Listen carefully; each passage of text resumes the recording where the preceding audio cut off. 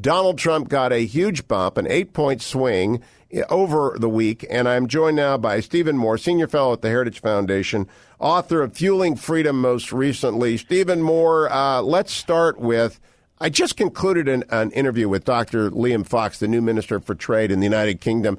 He is all gung-ho for Brexit. He has said, elites were out of touch. We're going to open up for business. We're going to do great. What do you make of that?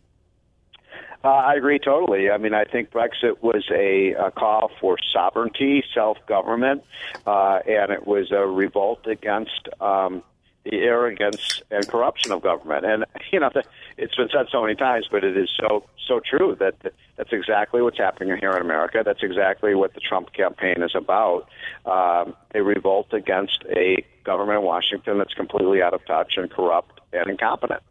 Do you think we are in for that kind of a surprise, the polling surprise with Trump that they experienced in Great Britain? I suspect that our pollsters are getting a lot of false positives for Hillary and a lot of shy Tories, as we used to call them back in the day when John Major won unexpectedly. Yeah. What do you think? It's funny you should ask me that question because I was driving over to Fox News at like midnight on the night of the Brexit vote. And I remember it was late. I was tired. I was cursing myself. Like, why am I doing this? Because I just believed what everyone had said. I think 95 out of 100 of the experts said that Brexit would not pass. Remember that, Hugh? Yes. And so I got to the studio. They're like, oh, my God, this thing's actually going to pass. And, of course, then it was the huge story. And it was on Fox for about 3 hours. We were talking about it. And so, yeah, I think the polls are not necessarily accurate. I think Trump is going to outperform the polls. Now, I just heard you say that Trump got a bounce out of the convention. I haven't seen those polls. The CNN numbers show he's now ahead of Hillary Clinton by 44-39, and that is an 8-point swing over their last poll. Her negatives are also up to 68%, say she is not honest and trustworthy. Those are lethal numbers. Those are lethal numbers. They show that if those are accurate and reflected in some of these other polls, because the polls bounce around a lot, then the Republicans certainly Trump accomplished everything they hoped for, because there were two things they wanted to do. They wanted to move into the lead, which apparently this poll shows, and they wanted to drive up Hillary's negatives, and they certainly did that. And the guy who I think gets a lot of applause for doing that is, I thought Chris Christie was just devastating. So was Rudy Giuliani. Both of them really went after Hillary for corruption and for lying. For prosecuting the case. They both did. And I thought on international matters, Tom Cotton did a fantastic job. Scott Walker took the wood to her as well on Thursday night, as did Marco Rubio, though he was not in the hall. I was there for pretty much every minute of the proceedings with NBC, and I must say it was not what was billed. It turned out to be, by the way, Cleveland. Isn't Cleveland wonderful? Shouldn't we have the Ohio Olympics, Stephen Moore? Is it always 75 degrees and sunny in Cleveland? It is. It was the most beautiful weather I've ever seen, and it sort of felt, it's 101 degrees in Washington, D.C. today, so I kind of wish I were still in Cleveland. Yeah, they put on a great show. The law enforcement people there were amazing, weren't they, Hugh? I mean, they just were. I met, law enforcement people from Utah, Missouri, and all over the country, and then every one of them, I just said, thank you for keeping us safe, and boy, did they do their job.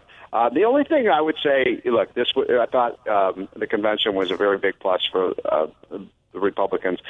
The one thing I thought was missing was the growth message. I wanted more on the economy and what Donald Trump is going to do to turn things around. He talked a little bit about that during the speech, but, look, I'm an economist. I'm working with Trump on the economic stuff, so I wish there had been more of that and more specificity about what is he going to do to get this economy moving from this anemic 1.5% growth to the 4 and 5% we had under Kennedy and Reagan.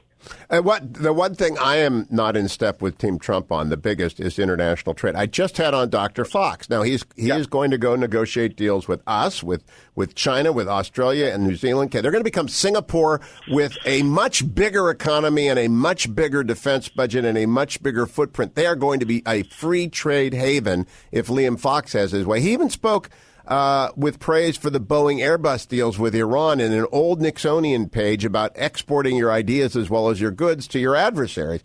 If we get on that bus, we can this world economy can boom, but Donald Trump is worried about that. What's your assessment of that, Stephen Moore? So I agree with you mostly, although not quite as dire as you are about where Trump is on trade. I've been working with him a little bit on this, and we finally got him to say stuff like trade is good. And that's an obvious thing. We learned that from Adam Smith 200 years ago.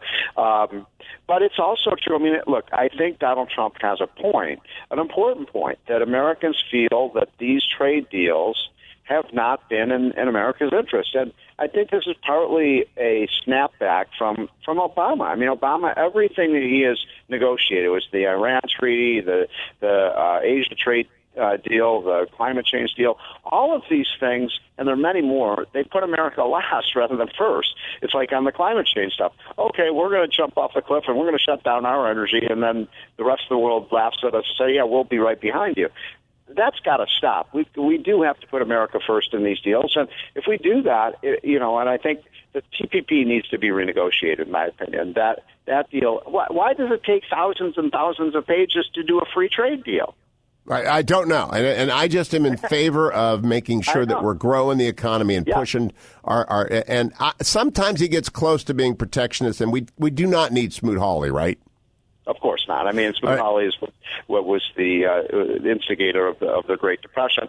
One of the things we're going to do, Hugh, because I've been working with Trump mostly on his tax plan, which will be announced in the next week or two, the specifics of it. We're going to change the way we tax, where we stopped. Let me put it like this. We have the dumbest business tax system in the entire world. You couldn't come up with something dumber. So what we do is we tax what we produce here in the United States, but we don't tax what's imported into the country. That's the reverse of what every other country does.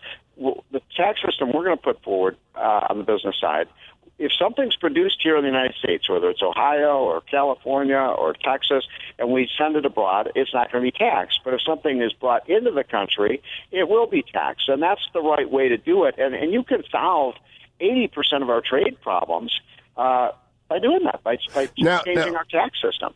Now, Stephen Moore, your new book, Fueling Freedom, I wish everyone in Team Trump had read this, and I'm also wishing that he would do what he did with the Supreme Court appointments, that he would put out two lists, a list of his 5 or 6 people like you who are going to be on his Council of Economic Advisors, and a list of 5 or 6 people who are going to be on his national security team.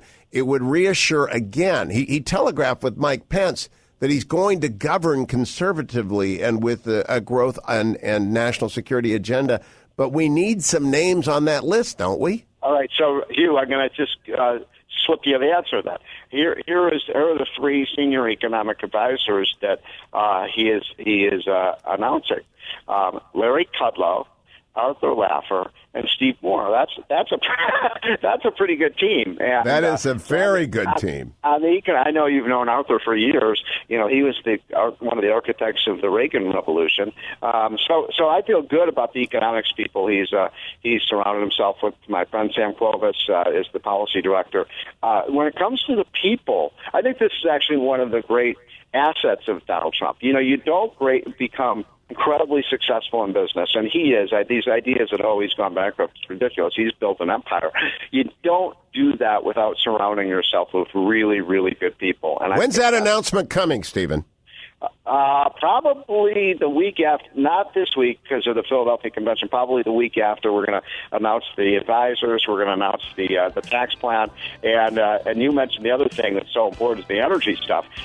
I believe, and Donald Trump believes this too. We get this right within 5 or 6 years. U.S. is the dominant country in the world on energy. Stephen Moore, I think you just gave us some news, and I love it. Thank you, my friend.